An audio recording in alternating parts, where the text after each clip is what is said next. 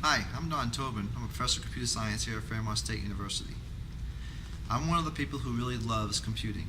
I've watched how computing over the past 20 to 30 years has completely transformed how we live our lives in almost every way. Whether it's in the business world, whether it's warfare, how we conduct warfare with foreign nations, the medical field, crime, criminal justice, and how we approach trying to deal with those kinds of problems, and even the social aspects of computing in our everyday life, whether it be through MySpace or Facebook or even the new phenomenon Twitter. And even has affected college athletics and professional athletics. If you watch TV, you'll see there's all kinds of data being available. Basically, it comes down to this. It's hard to imagine us living even an hour of our day without computing affecting our life in some way. The computing field is broken into many, many different areas. You could even go to the Department of Labor site for the U.S. government and see hundreds of jobs related to computing. Computer science is one of those major fields of computing. It is involved with primarily the creation of software systems to do all these great things in the world for us. The importance of creativity, however, cannot be overstated. A lot of people view computer scientists as geeks, sit in a room all day by themselves and write code and communicate with the computer far better than humans. However, that kind of approach does not really work. That stereotype doesn't really fit. The idea of being able to create algorithms and create software systems is the biggest part of computer science.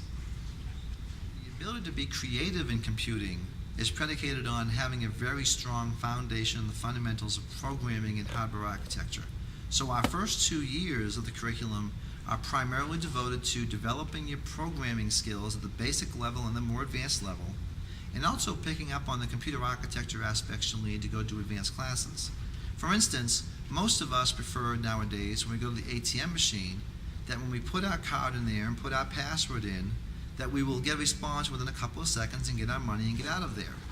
However, the ability to do that, where you run your card in, and then the data you enter in along with the card stripe goes across a lot of miles, searches 500,000 bank records, and then comes back and gives you a response all in a couple of seconds, all requires a fairly sophisticated degree of programming, and that's the kind of material we'll cover in data structures. The second half of the curriculum, your junior and senior year, is focused primarily on areas where you get to solve problems, and that's what computer scientists do the best. We solve problems, and we solve them using technology and computers. And we write the software that can solve particular problems. So we'll have classes in software engineering where you learn how to write and develop very large systems. You have a class in artificial intelligence where you get to learn how to make decisions within your software better to support the customer.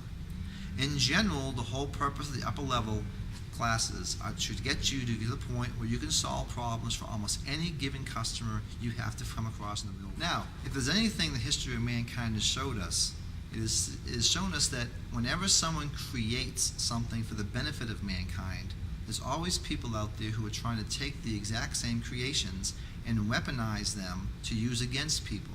And the same thing has happened with computers and computer software. People have figured out ways to write viruses which will basically take advantage of well-intentioned people. So we have a second major within our computer science program. The first one, as I already explained, was computer science, which involves the creation of software and systems.